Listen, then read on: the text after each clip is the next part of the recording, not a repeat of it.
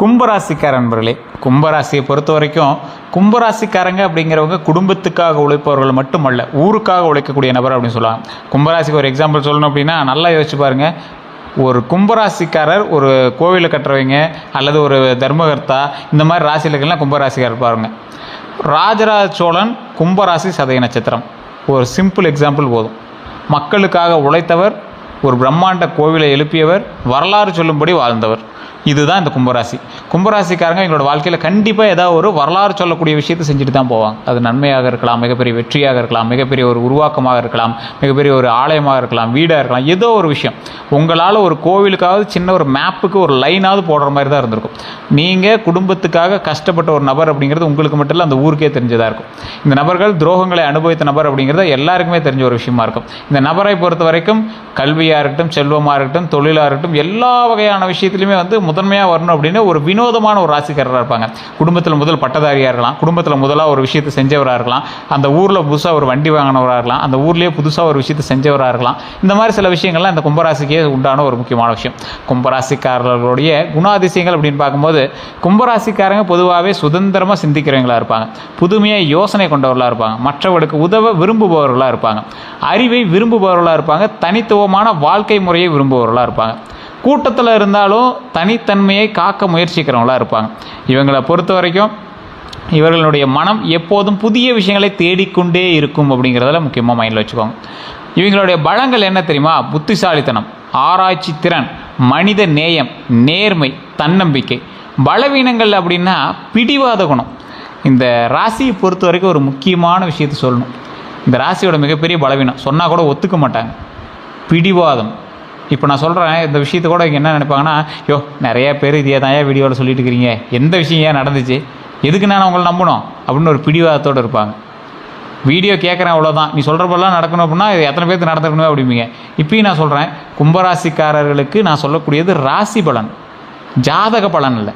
ஜாதக பலன்கிறது வேறு. அதாவது ஒரு மிஷினை பற்றி நம்ம படிக்கிறோம், அந்த மிஷினுக்கு இப்படி தான் இருக்கும் அப்படின்னு சொல்ல போகிறோம். ஆனால் எல்லா மிஷினுக்கும் இப்படி இருக்குமா? ஒவ்வொரு மிஷினில் ஒவ்வொரு ஃபால்ட் இருக்கலாம், ஒவ்வொரு மிஷின் மழையில் இருக்கும், ஒவ்வொரு மிஷின் வெயிலில் இருக்கும்.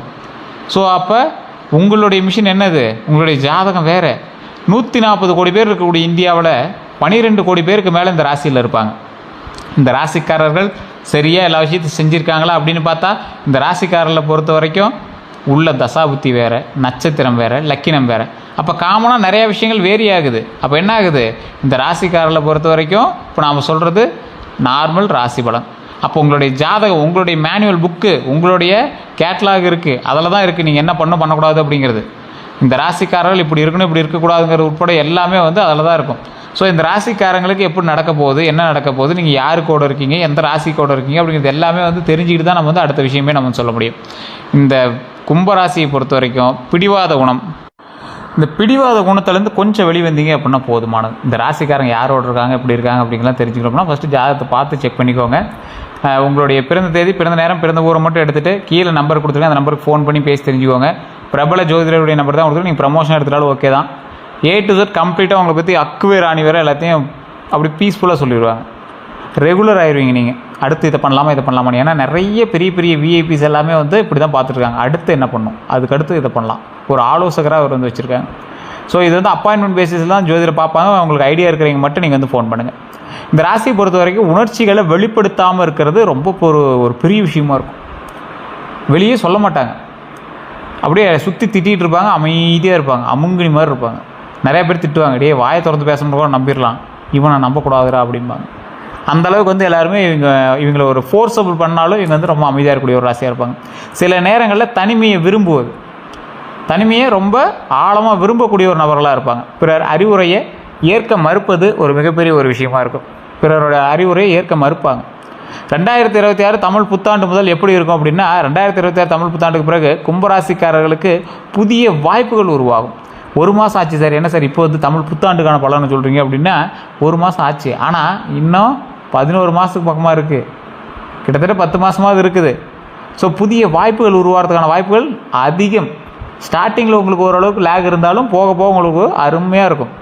தொழிலில் வளர்ச்சி கிடைக்குங்க, தொழிலில் மிகப்பெரிய வளர்ச்சி உண்டு. அதுவுமே தொழிலில் நீங்கள் எப்படி இருக்கீங்க அப்படிங்கிறத பொறுத்து தான்.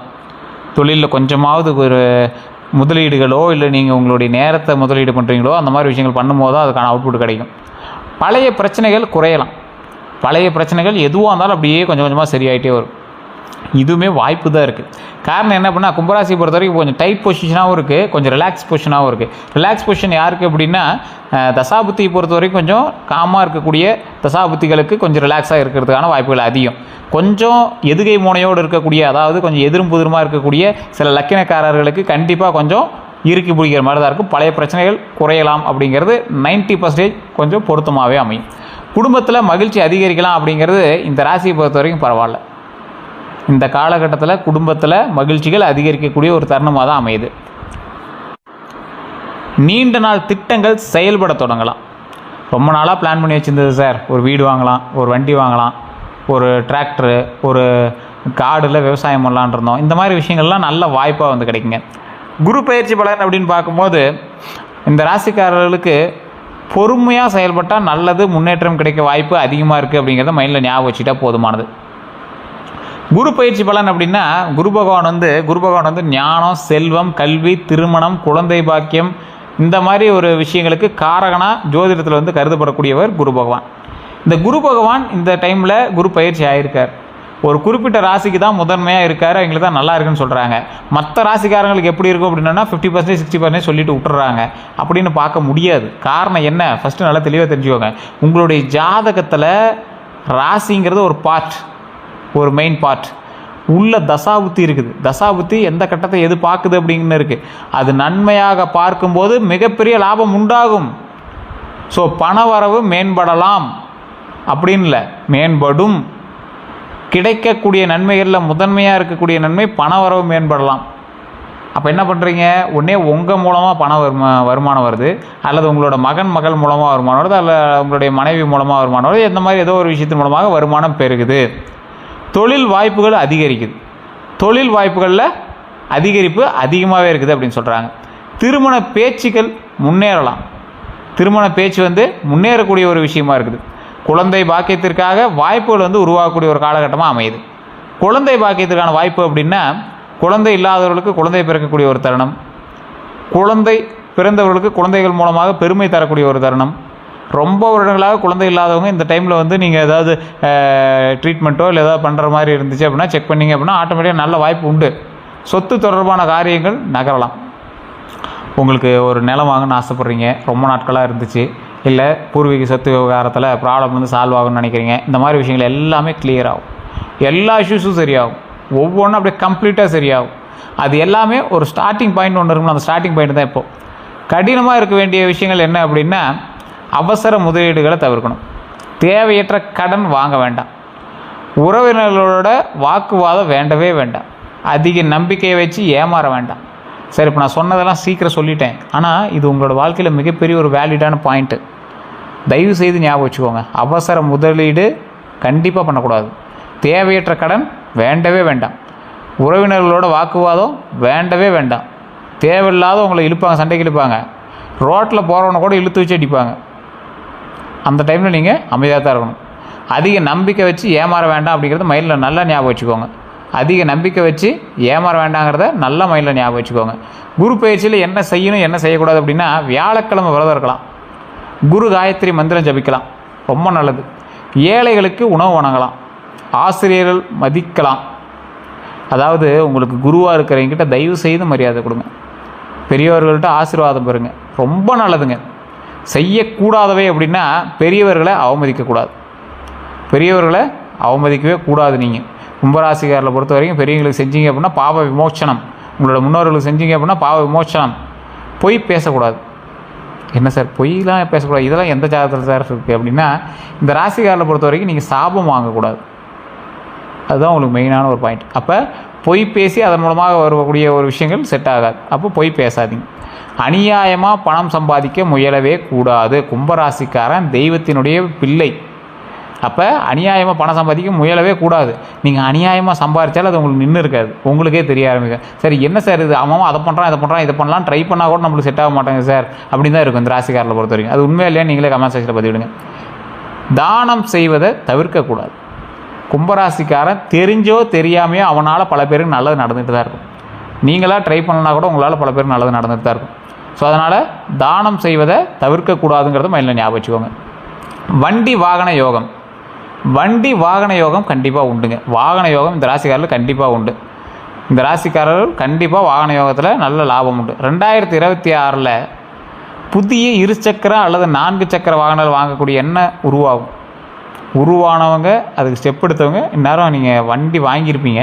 அப்படி இல்லாதவங்க இன்னும் ஒரு 6 மாத காலம் உங்களுக்கு 2026 பெண்டிங் இருக்குது. அதில் இன்னும் பல நல்ல விஷயங்கள் நடக்க இருக்குது. பழைய வாகனத்தை மாற்றக்கூடிய வாய்ப்பு கிடைக்குங்க. பழைய வாகனத்தை மாற்றக்கூடிய வாய்ப்பு உங்களுக்கு கண்டிப்பாக உண்டு. வாகன கடன் கிடைக்க வாய்ப்பு இருக்கலாம். வாகன லோன் ஈஸியாக கிடைக்கும். எது கொஞ்சம் ரிஸ்க் அப்படின்னா, எது யோசிச்சு பண்ண அப்படின்னா, வேகமாக ஓட்டாதீங்க. வாகனத்தை வேகமாக ஓட்டவே வேண்டாம். வாகன பராமரிப்பை அலட்சியம் செய்ய வேண்டாம். வாகன பராமரிப்பை அலட்சியம் செய்யாதீங்க தயவு செஞ்சு. அதுதான் மெயினான ஒரு விஷயமாக உங்களுக்கு கருதப்படுதுங்க. திருமண பலன் அப்படின்னு பார்க்கும்போது, திருமணம் தாமதமாக இருந்தவங்களுக்கு நல்ல பேச்சுவார்த்தைகள் வரலாம். குடும்ப ஒப்புதல் கிடைக்கலாம். பழைய தடைகள் விலகலாம். ஸோ திருமணத்துக்காக போராடிட்டு இருக்க பல பேருக்கு இது ஒரு முக்கியமான ஒரு தருணமாக கூட அமையலாம். ஸோ கண்டிப்பாக இந்த வாய்ப்பை தவற விட்டுறாதீங்க. திருமணமானவர்களுக்கு புரிதல் அதிகரிக்கக்கூடிய ஒரு காலகட்டம். குடும்ப ஒற்றுமை மேம்படும். குடும்ப ஒற்றுமையினால் பல நன்மைகள் நடக்கக்கூடிய ஒரு காலகட்டமாக அமையுது. குழந்தைகள் தொடர்பான பலன் உங்களுக்கு வேணும் அப்படின்னா, குழந்தைகளினுடைய கல்வியில் முன்னேற்றம் உண்டுங்க. போட்டித் தேர்வுகளில் வெற்றி பெறுவாங்க. ஒரு என்ட்ரன்ஸ் ஆரம்பிக்கிறாங்க, என்ட்ரன்ஸ் எக்ஸாம் எழுதுறாங்கன்னா கண்டிப்பாக வெற்றி உண்டு. குழந்தை பாக்கியத்திற்காக காத்திருந்தவங்களுக்கு நல்ல செய்திகள் கிடைக்குங்க. அடுத்த 12 நாட்கள் எப்படி இருக்க போகுது அப்படின்னா, அடுத்த 12 நாட்கள் முடங்கிய வேலைகள் நகருங்க. அப்படியே கொஞ்சம் கொஞ்சமாக ஸ்டெப் எடுக்க ஆரம்பிக்கும். பழைய நண்பர்களினுடைய உதவி கிடைக்குங்க. சிறிய பணவரவு ஏற்படலாம். சில நாட்களில் மன அழுத்தம் இருக்கும். ஆவலாக முடிவு எடுக்காமல் இருப்பது நல்லது. டக்கு டக்குன்னு பண்ணாமல் இருந்தீங்கன்னா ரொம்ப நல்லது. ஆவலாக முடிவெடுக்காமல் இருக்கிறது ரொம்ப நல்லதுங்க. யாரிடம் எச்சரிக்கையாக இருக்கணும் அப்படின்னா, அதிகமாக புகழ்பவர்களிடம் நீங்கள் ரொம்ப எச்சரிக்கையாக இருக்கணும். உங்களை யாராவது ஒருத்தன் பூஸ்டப் பண்ணி விட்டுட்டே இருக்கான் அப்படின்னா அவனை தான் நீங்கள் முதல் எச்சரிக்கையாக இருக்கணும். கடன் வாங்கி திரும்ப கொடுக்காதவர்களிடம் ரொம்ப எச்சரிக்கையாக இருங்க. ரகசிய தகவல் கேட்பவர்களிடம் ரொம்ப ரொம்ப ரொம்ப ரொம்ப எச்சரிக்கையாக இருங்க. உங்ககிட்டயே உட்காருவான், அப்படியே நைஸாக கேட்பான். அப்படியா, அடா ஆமாப்பா, நீ ரொம்ப பாவம்ப்பா, நீ இப்படி பண்ணியிருந்தா ஆயிருக்குமே, வேறு எங்கெங்கே நீ அமௌண்ட் போட்டு வச்சுருக்க, இப்படிலாம் ஆரம்பித்தோன்னா தயவு செஞ்சு அவன்கிட்ட ஸ்கிப் ஆகிக்காங்க. தேவையற்ற வாக்குறுதிகள் தவிர்க்கிறது ரொம்ப நல்லது. ஒருத்தங்கிட்ட நீங்கள் முன்னாடி ஷூரிட்டி கொடுக்குறீங்களே, தேவையற்ற வாக்குறுதி, அதெல்லாம் தயவு செய்து தவிர்த்துக்கோங்க. கண் திருஷ்டி பற்றிய பாரம்பரிய நம்பிக்கையும் நிறையா பேருக்கு இருக்குது. கண் திருஷ்டி பற்றிய நம்பிக்கை பல இடங்களில் காணப்படுது. பாரம்பரியமாக சொல்ல முடியும் அப்படின்னா, எலுமிச்சை பயன்படுத்துறது, கருப்பு கயிறு கட்டுறது, கற்பூர ஆரத்தி இருக்கிறது போன்ற பழக்கங்கள் உள்ளவங்களுக்கு இவன் ஆன்மீக நம்பிக்கையாக சொல்லலாம், அறிவியல் ரீதியாக நிரூபிக்கப்பட்டவில்லை அப்படின்னு சொல்லலாம். ஆனால் இந்த மாதிரி விஷயங்கள் பண்ணிங்க அப்படின்னா அந்த ராசிக்காரர்களுக்கு ஓரளவுக்கு செட் ஆகும். கற்பூரம் காட்டுறது, எலுமிச்சை மலம் சுற்றி போடுறது, இந்த மாதிரி விஷயங்கள் கொஞ்சம் செட் ஆகும். வணங்க வேண்டிய தெய்வங்கள்னு பார்த்திங்கன்னா சனீஸ்வர பகவான். சனி பகவான் இந்த காலகட்டத்தில் ஒரு நல்லது செய்வார். சனி பகவானும் சொல் பேச்சு கேட்பார் அப்படின்னா ஆஞ்சநேயர், தட்சிணாமூர்த்தி, முருகப்பெருமான், விநாயகர். கும்பராசிக்காரர்கள் பாரம்பரியமாக இந்த தெய்வங்களை வழிபடுவது ரொம்ப நல்லது அப்படின்னு அன்றைய காலத்துலேருந்து இன்றைய காலகட்டம் வரைக்கும் சொல்லப்படுது. தசாபுத்திக்காக மேட்ச் ஆகும். எந்த நிற ஆடை நல்லது இந்த ராசிக்காரர்களுக்கு? நீல நிற ஆடை ரொம்ப நல்லது. கருநீலம் நல்லது. ஊதா நல்லது. வெள்ளை நல்லது. முக்கிய சந்திப்புகள் அப்படின்னு பார்க்கும்போது, அப்புறம் வழிபாடுகள், இந்த நிறங்கள் எல்லாமே சில அதிர்ஷ்டமான ஒரு நிறமாக கருதப்படுதுங்க.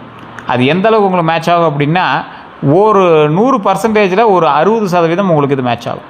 சரி, எந்த மோதிரம் நல்லது, சரி எந்த ரத்தினம் நல்லது அப்படின்னு சொல்கிறது, நீலம், ப்ளூ ஸ்பேரல்னு சொல்லுவாங்க.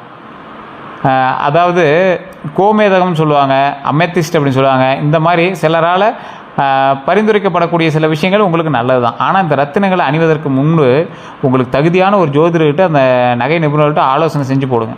தயவு செஞ்சு சொல்கிறேன், இதெல்லாம் செக் பண்ணிட்டு போடுங்க. கீழே நான் நம்பர் கொடுக்குற, வேணும் அப்படின்னா நீங்கள் பயன்படுத்தி செக் பண்ணிக்கலாம். அதே போல் இந்த ராசிக்காரர்கள் எப்போவுமே நான் முன்னாடி சொன்ன ஒரு விஷயம்தான், அதாவது இறைவனை வழிபடும் போது சில முக்கியமான இறைவன் உங்களுக்கு சனீஸ்வரன் கோவிலுக்கு போயிட்டு வரதோ, ஆலங்குடி கோவிலுக்கு போயிட்டதோ, பழனி முருகர் வழிபடுறதோ, விநாயகர் வழிபடுறதோ ஒரு மிகப்பெரிய ஒரு நன்மை தருவார். அதே போல் இந்த கும்பராசிக்காரர்களுக்கு ஒரு முக்கியமான சுவாரஸ்யமான சில விஷயத்தை நான் சொல்கிறேங்க, ஞாபகம் வச்சுக்கோங்க. கூட்டத்தில் தனித்து தெரியக்கூடிய குணம் இவங்ககிட்ட இருக்கும். எப்பயுமே எதிர்காலத்தை பற்றி அதிக சிந்திக்கக்கூடிய நபர்கள், தொழில்நுட்ப விஷயங்கள் ஆர்வம் அதிகமாக இருக்கக்கூடிய நபர்கள், நண்பர்களை மிகவும் மதிக்கக்கூடிய நபர்கள், மனதில் பெரிய கனவுகளை வச்சுருக்கக்கூடிய நபர்கள். ஒரு முறை ஏமாற்றம் ஏற்பட்டால் மறக்கவே மாட்டாங்க. லைஃப்பில் அந்த ஏமாற்றத்தை மறக்கவே மாட்டாங்க.